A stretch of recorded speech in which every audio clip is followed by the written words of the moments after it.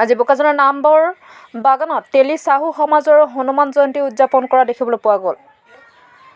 নামবৰ বাগানৰ তেলী চাহু ভৱনত উদযাপন কৰা হৈছিল। এই হনুমান জয়ন্তীক প্ৰায় বহুতো লোক জমা হৈ আৰু চিলনীজানলৈকে ৰেলী কৰে। বোকাজানৰ পৰা সিদ্ধান্ত ঘিমেৰ ৰিপৰ্ট, কাৰ্বি আংলং টাইমছ।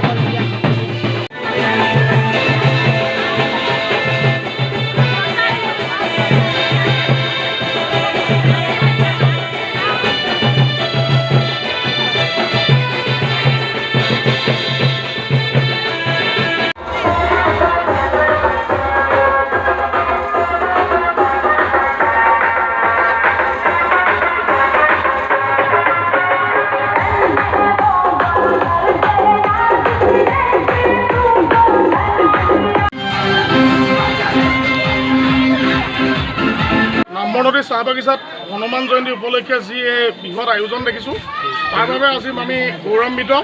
ইয়াতে দেখিছোঁ আমাৰ বাগিচাৰ সকলো কণ কণ শিশুসকল, শ্ৰমিকসকল, মহিলাসকল সকলো একত্ৰিত হৈছে।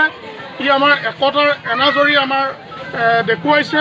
তাৰ বাবে আমি গৌৰৱান্বিত আৰু আমি ভাবোঁ যে ই আমাৰ নামবৰনদী চাহ বাগিচা আগবাঢ়ি যোৱাত মংগল দিন মাতি আনিব, সকলোৰে মংগল হ'ব। ইয়াকে কৈ মই সকলোকে ৰঙালী বিহুৰ আগন্তুক মই শুভকামনা জ্ঞাপন কৰিছোঁ। সকলোৰে মংগল হওক। আজি আপোনালোকে যি হনুমান জয়ন্তী উদযাপন কৰিছে, জনকচোন কেনেধৰণে উদযাপন কৰিছে?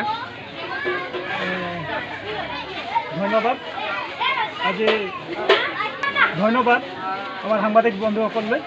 যিহেতু আজি আমি নামবৰনদী চাহ বাগিচাৰ তেলী সমাজৰ উদ্যোগত আমি হনুমান জয়ন্তী উপলক্ষে সকলো পুৰুষ মহিলা উভয়ে দিনে ৰাতি একাকাৰ কৰি আজি আমি হনুমান জয়ন্তী পূজাটো সুচাৰুৰূপে পালন কৰিবলৈ সক্ষম হৈছোঁ। যিহেতু আমাৰ এইটো পৰম্পৰা আৰু আমি পৰম্পৰাৰ পৰাই পূজা পাতি আহিছোঁ আৰু আগন্তুক দিনতো আমি পাতি যাম বুলি আমি চবে একত্ৰিত হৈ দেহে কেহে লাগি মেলি পূজাখন আমি পাতোঁ।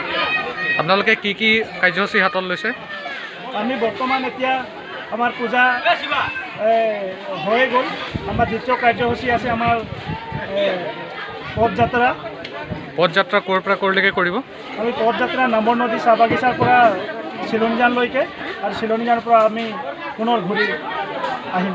আৰু ৰাতি কি কি কাৰ্যসূচী আছে? আমাৰ সন্ধিয়া প্ৰায় 5টামান বজাত আমাৰ কীৰ্তন আছে আৰু কীৰ্তন প্ৰায় 1 ঘণ্টামানেই হ'ব আৰু 1 ঘণ্টা হোৱাৰ পাছত আমাৰ আজিৰ কাৰ্যসূচী সিমানেই। ঠিক আছে, ধন্যবাদ।